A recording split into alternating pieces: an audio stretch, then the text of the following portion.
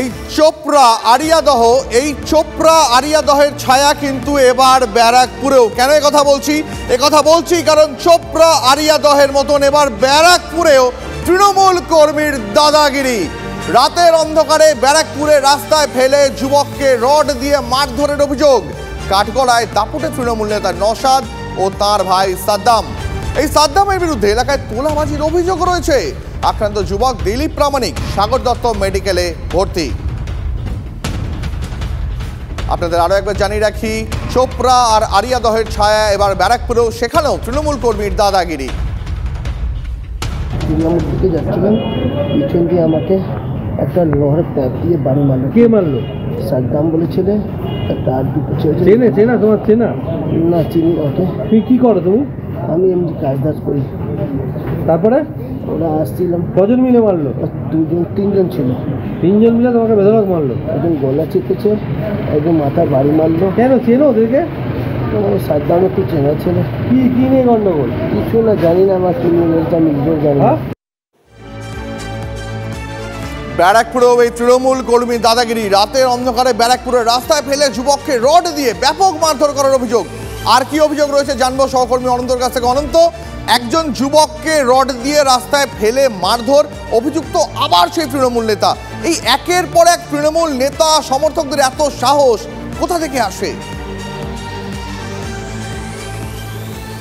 সেটাই হচ্ছে বড় কথা। এই যে সাদ্দাম, এই সাদ্দামের মাথায় কার হাত আছে? পুলিশ কেন? সাদ্দাম তো আজকের ঘটনা নয়, 6 থেকে 7 বছর ধরে সাদ্দাম বুড়ির বাজার, ব্যারাকপুর বুড়ির বাজার, মনিরামপুর, ব্যারাকপুর সদর বাজার, ব্যারাকপুর পুরনো কোর্ট চত্বর, ব্যারাকপুর থানা চত্বর এলাকায় দাপাদাপি করে বেড়াচ্ছে।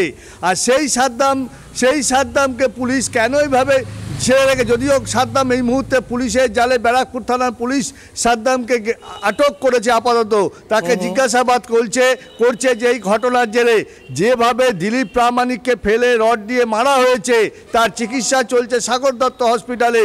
সেই সাগর দত্ত হসপিটালে সে চিকিৎসাধীন, তার অবস্থা গুরুতর। যে কি বিনা কারণে, যেটা দিলীপ প্রামাণিকের বক্তব্য, বিনা কারণে তাকে এইভাবে মারধর। যদিও ব্যারাকপুরের পুরপ্রধান উত্তম দাস তিনি প্রশাসনের ওপর ভরসা আছে বলেছেন, আইনের পথে চলবে এবং প্রশাসন পুলিশ এর ব্যবস্থা নেবে। আমার একটা খুব বেসিক একটা প্রশ্ন তোমার কাছে, যে পুলিশ তারা কি মানে মারধর হওয়ার পর যখন খবর আমরা দেখাই তারপর পুলিশের কাছে খবর যায়? পুলিশের কাছে তার আগে থেকে খবর থাকে না? যেখানে ঘটনাটা ঘটেছে তার নাকের ডগাই হচ্ছে পুলিশের কিয়স্ক, আর সেখানে এই ঘটনা ঘটেছে। আর যেখানে এই ঘটনা ঘটেছে তার থেকে ডেপুটি কমিশনারের অফিস বেশি দূর নয়, মাত্র 200 গজ। আর যেখানে ঘটনা ঘটেছে তার থেকে ব্যারাকপুর থানাও ঢিলছোড়া দূরত্বে। কি করে এই ঘটনা ঘটলো?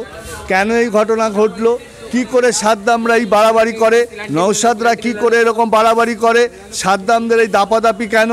সাদ্দামদের এই দৌড়াতে অতিষ্ঠ কেন ব্যারাকপুর বাসিন্দারা? এটাই ব্যারাকপুর মানুষের কাছে প্রশ্ন। ব্যারাকপুর মানুষরা তারা জানতে চাইছে এই সাদ্দামদের দাপাদাপি কবে বন্ধ হবে? কেন তারা এইভাবে দাপাদাপি করছে? সাদ্দামের বিরুদ্ধে একাধিক মামলা রয়েছে। সাদ্দামের বিরুদ্ধে গুলি চালানোর ঘটনা থেকে, খুনের চেষ্টা থেকে আরম্ভ করে, তোলাবাজি থেকে আরম্ভ করে বিভিন্ন অভিযোগে অভিযুক্ত সাদ্দাম। তবে এই সাদ্দামকে পুলিশ এখন কী ধারায় মামলা দেবে বা সাদ্দামকে পুলিশ কিভাবে আইনের জালে তাকে আটকাবে, সেটাই এখন লাখ টাকার চ্যালেঞ্জ।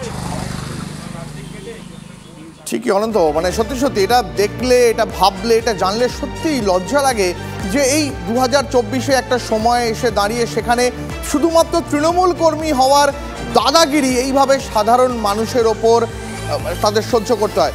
আমরা এই মুহূর্তে যোগাযোগ করেছি বিধায়ক রাজ চক্রবর্তীর সঙ্গে। আপনাকে স্বাগত TV9 বাংলায়। নিশ্চয়ই আপনার কাছে খবর রয়েছে যে ব্যারাকপুরে তৃণমূল কর্মী হওয়ার সুবাদে রাতের অন্ধকারে রাস্তায় ফেলে এক যুবককে রড দিয়ে মারা হয়েছে, কি বলবেন?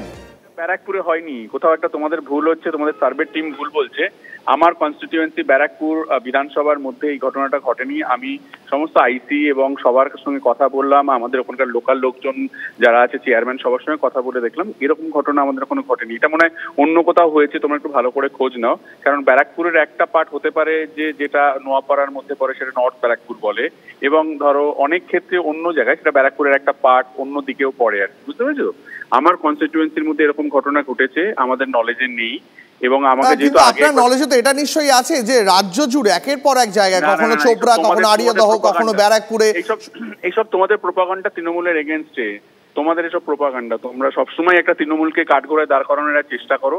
বেসিক্যালি পুরোটাই একটা তোমাদের একটা প্রোপাগান্ডা। তোমরা সবসময় এমন কিছু হচ্ছে না যেটাকে এত বড় করে, যেমন এক্ষুনি আমি আমাদের ব্যারাকপুর নিয়ে বলতে পারি যে ব্যারাকপুরে হয়নি, আমি জানি না এবং আমরা কেউ জানি না, এবং এমন ঘটনা ঘটেনি, আমরা আমাদের ইয়েতে নেই। তোমরা কিন্তু বলছো ব্যারাকপুরে ঘটেছে। আমরা কিন্তু গত 3 থেকে 4 দিন ধরে একটার পর একটা ছবি দেখিয়েছি যেখানে গোটা উত্তর 24 পরগনা জুড়ে একের পর এক জায়গায় তোমাদের টিআরপি বাড়ানোর জন্য তোমরা যে কোনো ছবি তুলে দেখাতে পারো, সেটা তোমাদের ব্যাপার।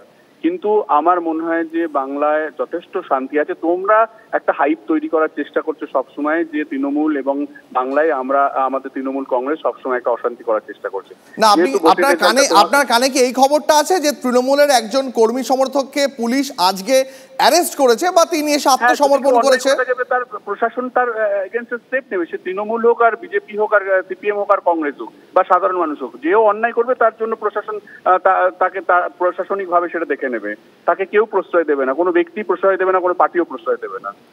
তার মানে এটা নয়, শোনো, অন্যায় এর আগেও হয়নি, অন্যায় এর পরেও হবে না, এরকম কেউ বলতে পারে না।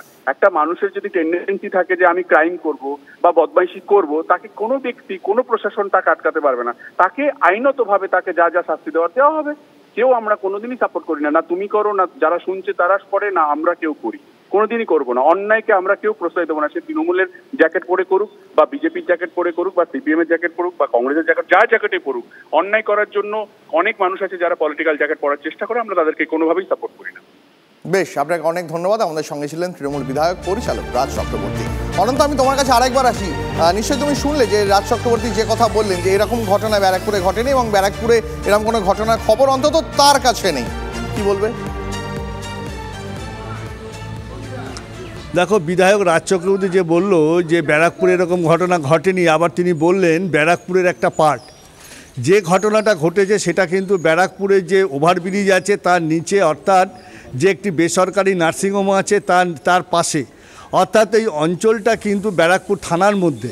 সুতরাং এই ব্যারাকপুর থানার মধ্যে এরকম ঘটনা ঘটেছে। আর সাদ্দামের বাস নোয়াপাড়া বিধানসভা এলাকার মধ্যে, অর্থাৎ সাদ্দাম যে এলাকায় বাস করে, সাদ্দামের যে এলাকায় দাপাদাপি, সেটা কিন্তু নোয়াপাড়া বিধানসভার মধ্যে, কিন্তু থানা কিন্তু ব্যারাকপুর। আর আরেকটা বিষয়, যে ঘটনা ঘটেছে সেটা কিন্তু রাজ চক্রবর্তীর একদমই তার বর্ডার এলাকা এবং তার এলাকার মধ্যে, সেটা কিন্তু এলাকাটা কিন্তু রাজ চক্রবর্তীর এলাকা ব্যারাকপুর, অর্থাৎ ব্যারাকপুরে যে আপাতত তোমাকে ধন্যবাদ, পরিস্থিতির উপর নজর রাখো। কিন্তু বাংলায় তো শুধু একটা ঘটনা নয়, বাংলায় দিকে দিকে এই দাদাগিরি ঘটনা আমরা দেখে আসছি। সেই শাহজাহান থেকে শুরু হয়েছে সন্দেশখালী শাহজাহান, আর তারপর বাংলায় একের পর এক শাহজাহানদের দেখা যাচ্ছে।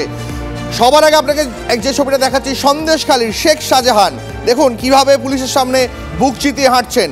তার পাশে যে খবর কয়েকদিন আগেও আমরা দেখেছি জেসিবি, তাকেও দেখুন একবার, চোপড়ার শাহজাহান, সেও দেখুন পুলিশের সামনে বুক চিতিয়ে হাঁটছে, কোনো ভয় নেই, কোনো ডর নেই। আড়িয়াদহের শাহজাহান, দেখুন সেই ছবিটাও একবার দেখুন, পুলিশের জালে ধরা পড়েছেন, সেটা নিজে এসে আত্মসমর্পণ করেছেন। তবে ব্যারাকপুরে এবার খোঁজ মিলল নতুন শাহজাহানের, যার আসল নাম সাদ্দাম। তৃণমূল কর্মী হওয়ায় তার দাদাগিরি, রাতের অন্ধকারে রাস্তায় ফেলে যুবককে রড দিয়ে মারধর করার অভিযোগ।